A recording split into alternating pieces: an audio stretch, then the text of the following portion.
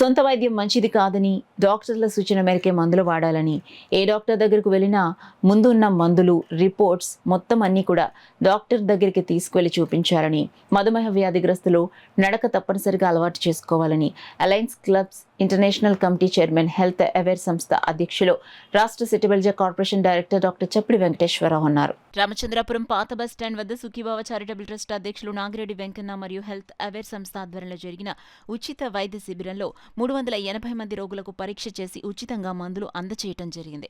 Doctor చప్పిడి మాట్లాడుతూ ప్రతి ఒక్కరూ వ్యాయామం తప్పనిసరి అని, మందులు క్రమ పద్ధతిలో వాడాలని చెప్పారు. అలాగే వెనకబడిన తరగతుల వారికి నామినేటెడ్ పదవుల్లో రిజర్వేషన్ కల్పిస్తామన్న చంద్రబాబు నాయుడికి ఈ సందర్భంగా కృతజ్ఞతలు తెలియజేశారు.